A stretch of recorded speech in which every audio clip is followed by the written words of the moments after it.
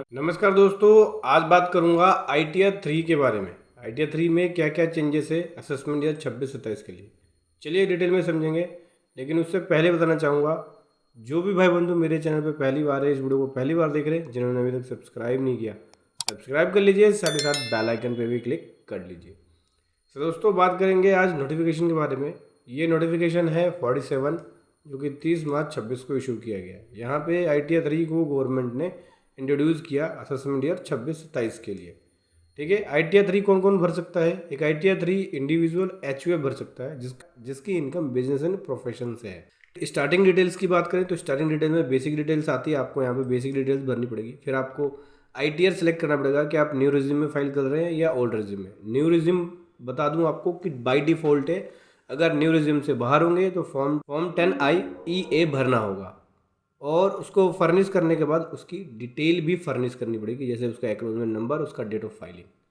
या फिर री एंटर होते हैं आप न्यू रिज्यूम में तो उस केस में भी फॉर्म 10I भरना पड़ेगा और उसकी एक्नॉलेजमेंट नंबर और डेट ऑफ फाइलिंग आपको शो करनी होगी। इसके अलावा बात करें यहाँ पे रेजिडेंशियल स्टेटस हो गया, ये सब पूछते हैं नॉर्मल जो क्वेश्चंस जो पूछा जाता है ITR 3 फाइल करते वक्त। बेसिकली आपको फाइलिंग स्टेटस देना होता है कि आप ड्यू डेट पे फाइल कर रहे हैं या ड्यू डेट के बाद फाइल कर रहे हैं, क्या टाइमिंग है फाइलिंग की, उसकी डिटेल आपको यहाँ पे शो करनी होती है। उसके बाद यहाँ से आ जाता है ऑडिट इन्फॉर्मेशन की। ऑडिट इन्फॉर्मेशन देना होता है, अगर आपकी ऑडिटेड ITR है तो ऑडिट की इन्फॉर्मेशन फिल करेंगे।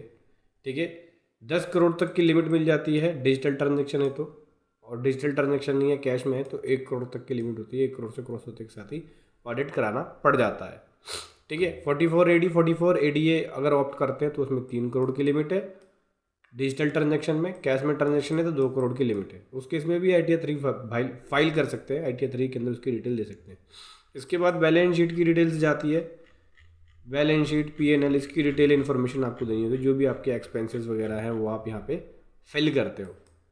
साथ ही साथ इसमें जो खास अभी चेंज आया है प्रॉफिट एंड लॉस अकाउंट, यहाँ पे चेंज आया ये वाला F&O से रिलेटेड।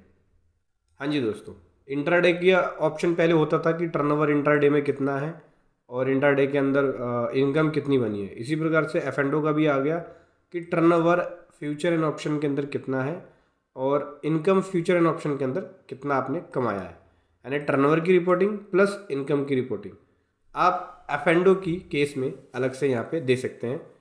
नॉर्मल पहले हम लोग P&L के अंदर ऐड कर देते थे, जहाँ पे हम अपनी GP के अंदर ले जाते थे कि ग्रोस प्रॉफिट ये है, ग्रोस लॉस ये है। लेकिन इस F&O की सेपरेट रिपोर्टिंग अभी आ गई है, इसी साल से नया ऐड किया है। ठीक है, पहले इंट्राडे की थी। इसके बाद बात करें, लगभग सब कुछ सेम ही है लास्ट ईयर वाला, जैसे लास्ट ईयर में आप देते थे। यहाँ पे 44AD की डिटेल जाएगी। 44AD में अगर आप इनकम दिखा रहे हैं तो जैसे कि मैंने आपको बताया 6% और 8% दिखाना होता है।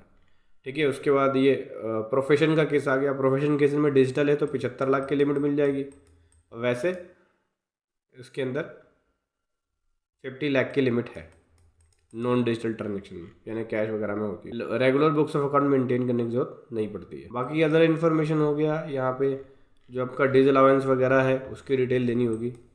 डीज allowance section 36, section 37, section 40A 40B के अंदर जो आपका डीज अलाउंस है वो डीज अलाउंस करके ऐड बैक हो जाती है आपकी इनकम और उसके बाद उसकी डिटेल देनी होती है। फिर उसके बाद क्वांटिटिव डिटेल्स है, जैसे स्टॉक वगैरह की डिटेल्स। बाकी ये शेड्यूल्स हो गया, रिटर्न का शेड्यूल्स, जैसे कि सैलरी इनकम का शेड्यूल, हाउस प्रॉपर्टी इनकम का शेड्यूल, ये सब शेड्यूल्स है। लगभग देखा जाए तो उसके ITR 3 में और कुछ खास नया चेंजेस देखने को नहीं मिलेगा। यही एक जो है वो नया चेंजेस ITR 3 में किया गया है। बाकी लास्ट ईयर के हिसाब से फॉर्म बिल्कुल सेम है। दोस्तों एक बात और बता दूं, आप अगर हमारी पेड प्रोफेशनल सर्विसेज लेना चाहते हैं ITR फाइलिंग की, ITR 3 फाइलिंग की, तो वो भी ले सकते हैं, जिसका लिंक वीडियो के डिस्क्रिप्शन में मिल जाएगा। समझ में आया ITR 3 में क्या क्या नया चेंजेस है? वीडियो कैसे लगी ज़रूर बताएं। Thank you so much. जय हिंद, वंदे मातरम।